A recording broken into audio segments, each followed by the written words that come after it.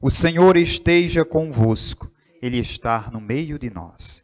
Proclamação do Evangelho de Jesus Cristo, segundo Mateus. Glória a vós, Senhor.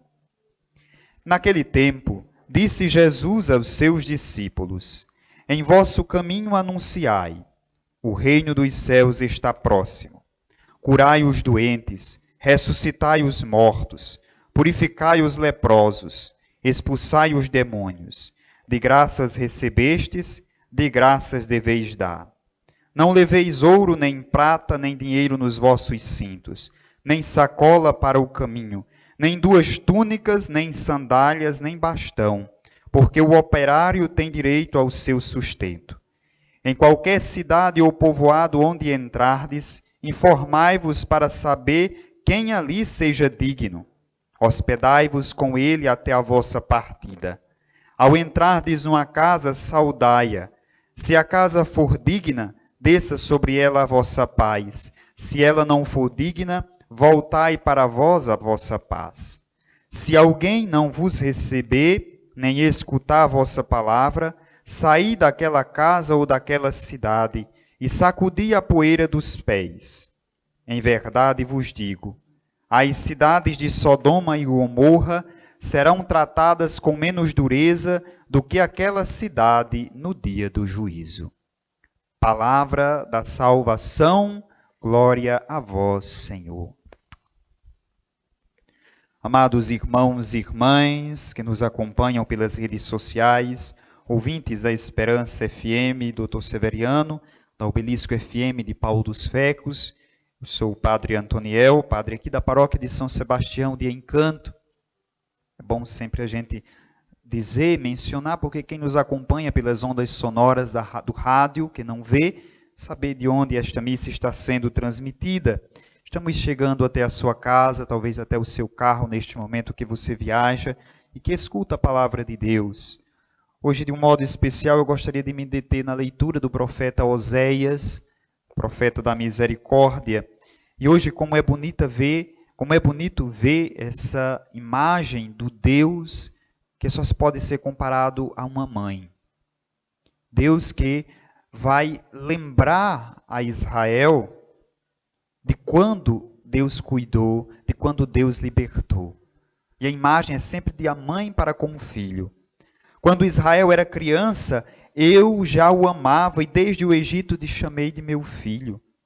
Quanto mais eu o chamava, e aqui recorda, tanto mais ele se afastava de mim e oferecia holocaustos aos ídolos, aos Baals, ou seja, aos deuses estranhos e que não existiam. Ensinei Efraim a dar os primeiros passos, tomei-o em meus braços, mas eles não reconheceram que eu cuidava deles. Eu os atraí com laços de humanidade, com laços de amor. Era para eles como alguém que leva uma criança ao colo, rebaixava-me e dava-lhe de comer. Que imagem bela é essa de Deus! Nós somos estes amados de Deus. Eu já os amava. Deus nos ama de uma forma incondicional, minha gente. Se nós temos dúvida se um amigo nos ama, se um parente nos ama, se alguém próximo a nós nos ama, jamais essa dúvida deve recair sobre Deus. Por mais que todo o mundo vire as costas para nós, nós temos alguém que nos ama e que está do nosso lado e que permanece nosso companheiro. É Deus. Porque quando todos pecaram, todos abandonaram, todos viraram as costas para Deus, Ele ainda assim fez algo. Amor. Quando entrega o seu Filho unigênito, o único, o seu bem-amado, como prova de amor em resgate de nós pecadores. É bem verdade que nós somos estes que Ele diz: quanto mais eu os chamava, tanto mais eles se afastavam de mim. Quantas vezes Deus nos convida e nós, por nossas atitudes, nos afastamos dele. Trocamos Deus pelos Baals. Baal é um deus cananeu, é um deus, obviamente, um deus não existente, mas um ídolo que o povo criou para adorar. E nós criamos os nossos Baals? Criamos sim. Quando nós deixamos de servir a Deus Criador, e quando servimos ao Deus Criador, é o Deus de Jesus de Nazaré, o Deus da humildade, o Deus do serviço, o Deus da partilha, da fraternidade, do amor incondicional, para servir a outras ideologias, nós estamos sacrificando aos Baals, nós estamos imolando aos ídolos. Eu gosto sempre de fazer com que a palavra de Deus seja encarnada na realidade. A realidade do tempo presente hoje é campanhas eleitorais que começam a se abrir. Pessoas que passam 3 anos na igreja, servem a Deus, louvam ao Senhor. Chega o ano da política, troca o louvor ao Senhor pelo louvor à pessoa de um político, de um partido, de uma ideologia política. Ou seja, é isso que o Senhor diz. Quando Israel era criança, eu os amava e desde o Egito chamei. Mas quanto mais eu chamava, tanto mais eles se afastavam de mim. É o que nós vamos ver a partir de agora, desses dias, é isso.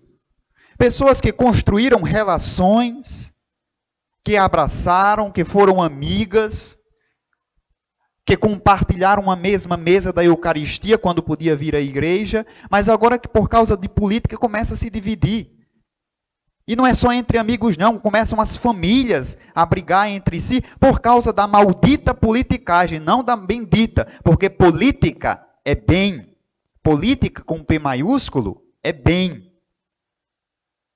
É governo do povo, é luta por direitos iguais, é luta pelo bem comum da sociedade. O problema é que entra na política o vírus da politicagem que torna o ser humano infeliz. É esse homem que Deus não quer ser. Por isso que ele diz, eu sou Deus e não sou homem. Para dizer, eu não me deixo corromper pelo sistema, não me deixo corromper pelo poder. Minha gente, vocês que acompanham pela rádio, pela internet, prestem atenção nisso. Não se deixem cegar por ideologias. Não se afastem de Deus. Mas eu não estou me afastando de Deus, Padre. Eu continuo fazendo as minhas orações. Quando eu critico, quando eu persigo, quando eu maltrato, quando eu calunio o meu irmão, eu estou fazendo a Deus mesmo. Não estou. Está sim.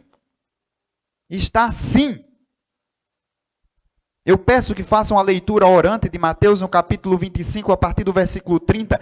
O critério do julgamento final é o bem que nós fazemos ao outro ou o mal que nós fizemos ao outro. Portanto, se olhássemos a ideia da teologia da libertação, em especial um teórico da teologia da libertação chamado Ilacuria, nós vamos perceber que ele diz de que nós captamos a realidade de Deus não no abstrato do céu. Nós captamos a realidade de Deus no imanente da história, ou seja, é na realidade concreta do povo, do pobre, do oprimido, que eu percebo a Deus. Portanto, se o meu processo é libertador, eu estou ajudando a Deus a agir de tal forma. Se não, eu estarei autenticando, eu estarei aprovando os processos opressores que o sistema positivo ou o sistema econômico capitalista impõe e, sobretudo nas nossas cidades de interior, as ideologias politiqueiras, as perseguições políticas, as ideologias cegas. Quando eu estou falando isso aqui, eu estou falando de ambos os lados.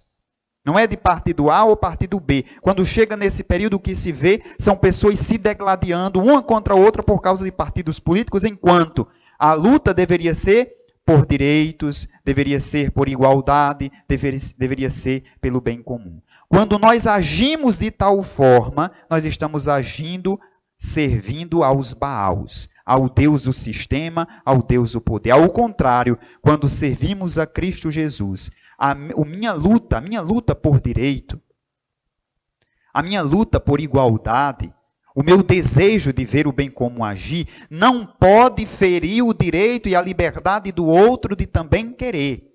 Por isso, a minha voz com a voz do outro são vozes buscando o direito comum. A minha voz não pode querer calar a voz do outro, por quê? Porque eu estou infligindo uma lei natural de liberdade.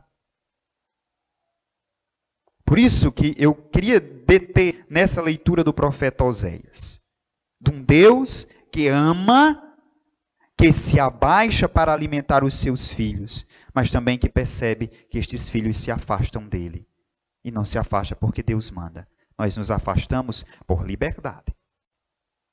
E parece que nós temos uma agenda de afastar-se e de voltar-se para Deus. Parece que dizemos, até tal data, Senhor, eu vou servir a Ti. Depois de tal data, eu vou servir às minhas ideologias, aos meus instintos.